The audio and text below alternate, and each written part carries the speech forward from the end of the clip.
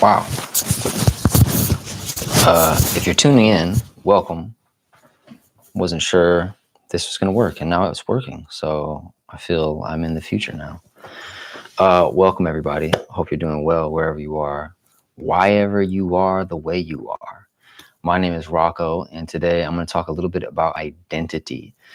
Now, with this day and age, that means a lot of different things to a lot of different people. But specifically today, we're going to talk about identity from a perspective of Raja Yoga and self-realization. And the difference between self-realization, identity as a topic, and what I would consider like modern Western pop culture identity is identity in a normal kind of 3D perspective is usually going to be turned into like identity politics, your sexual orientation, your age, your gender, your heritage, your ancestry. Those are all 3D identity factors. They're all material world ID stamps. You have material world ID stamps, and you have, hey, Brother Brent, there you go. And you have spiritual world ID stamps. Um, the difference between the two is a subtlety of vibrational manifestation in the 3D world. And so if we're always identifying with how the world labels us, man, it's really difficult to progress or evolve and get a relationship with our evolutionary potential. Why? Because these things can only be accessed through our senses, and our sense organs are very limited in their ability to go beyond the material world. But where our true identity is from, that if you can get to that, you can get way more clear about who you are in your relationship, who you are in your marriage, who you are in your work, who you are in your career. And in that true identity, your spiritual identity, if your social identity and your spiritual identity are merged in one, your life is way more unified. You're way more on the same page. You're way more at one, atoned with your own self. Why am I talking about this? Because I've seen multiple people take their own lives while I've been on this planet. Not seen it with my own eyes, but I've known people and they're not here anymore because of that activity. And also because I'm hyper privileged to grow up around also that idea of privilege is very funny, but part of my karmic structure has put me in close proximity to somebody who achieved a thing called fame, who achieved a thing called celebrity by really artistic prominence, which is, I'd say, pretty cool objectively, just amongst the spectrum of people becoming famous for different things. My dad got famous for playing the guitar. I think that's pretty cool. Now, you could say, like, he didn't just get famous for playing the guitar. He also built a brand, and that brand was like intensity and being over the top. And, there's a certain level of a caricature there for sure. His ego's involved, undeniably. Has anybody done anything that the world has remembered them for without their ego involved? You let me know in the comments. I can't think of anything.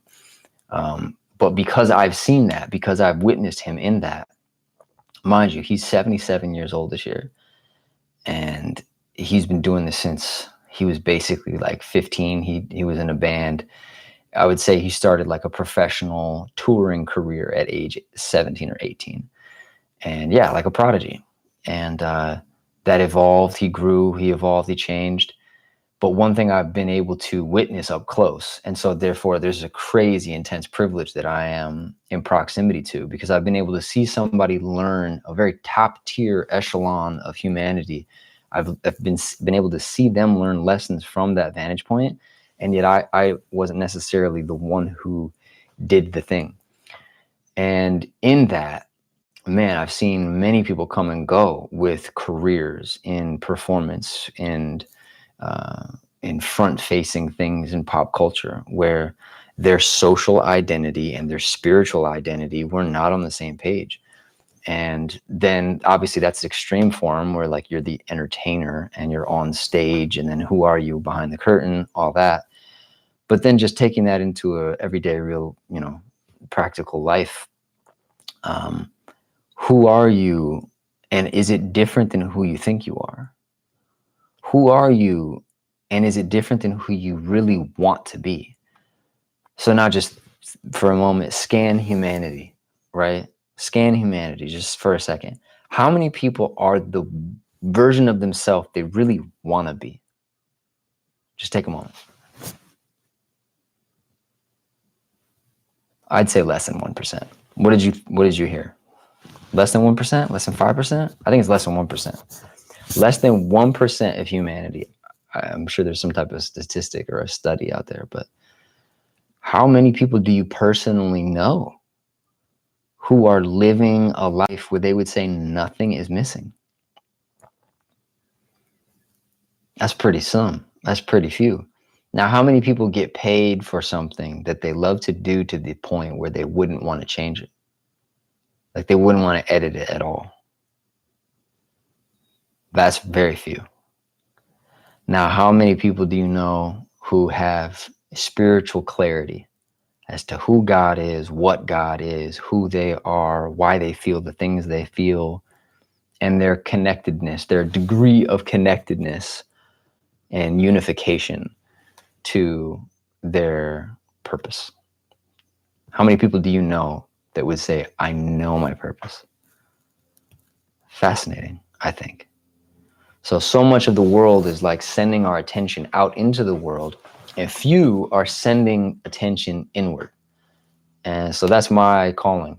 My calling is to resolve that gap between the social identity and the spiritual identity. Because when there's a bridge there that's strong, stable, sturdy, and ultimately, literally most importantly, it's sustainable.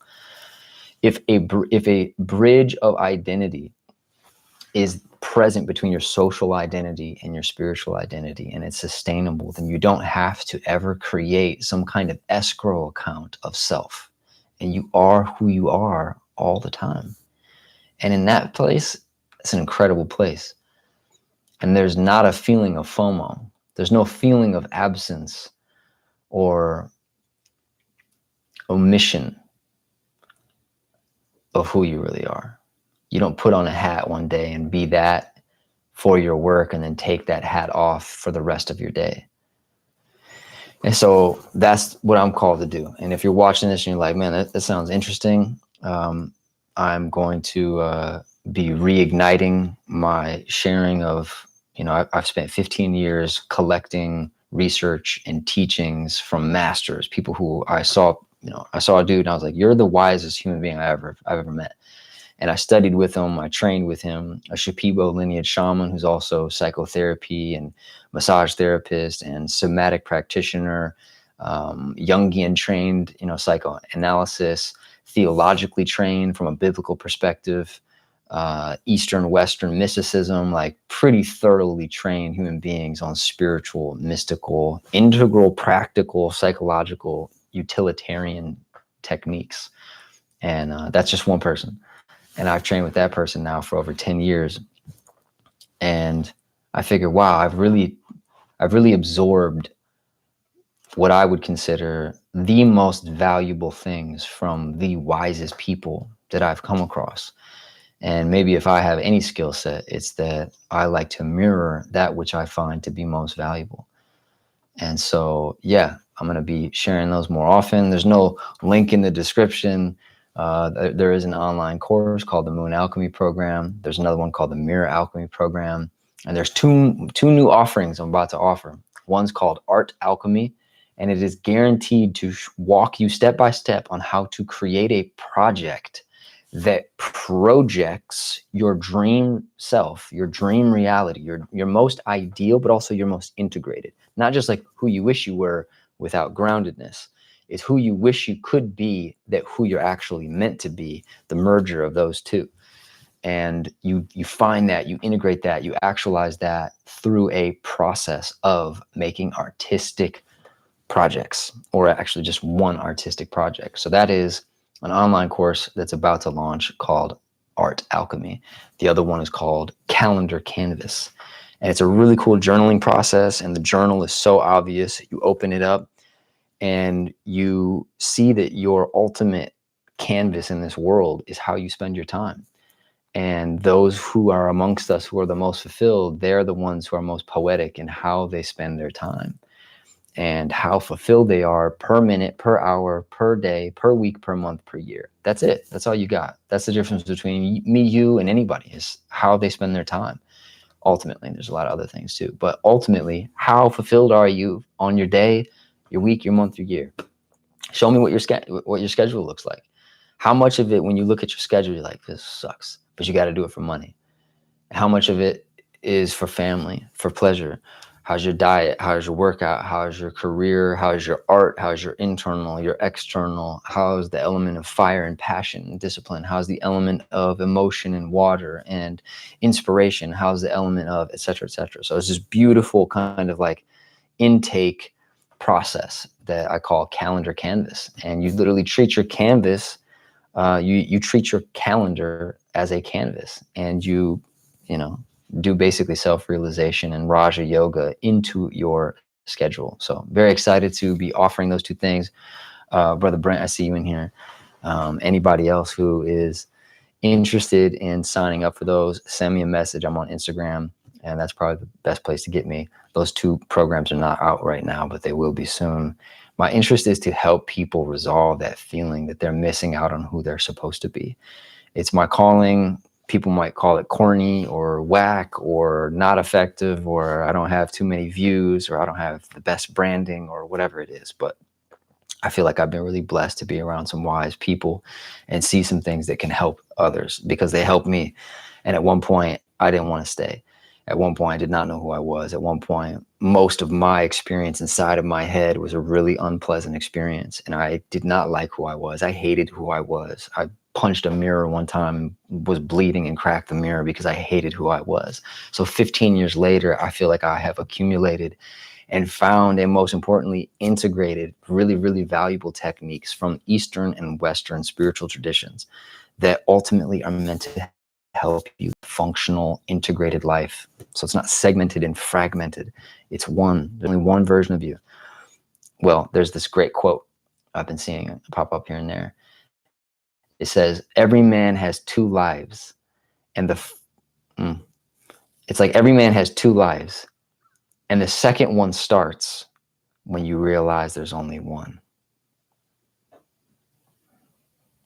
Every one of us has two lives. And the second one starts when you realize there's only one. Namaste, blessings. If you're interested in this work, it's self-realization, very simple. Life improvement, life refinement, diagnostic, utilitarian integration. Sending you lots of love wherever you are, whoever you are, whyever you are, the way you are. I'm sending you love. I'm hoping that you're well, hoping that you find that inspiration to be the change you wish to see. Much love. Namaste. Talk soon.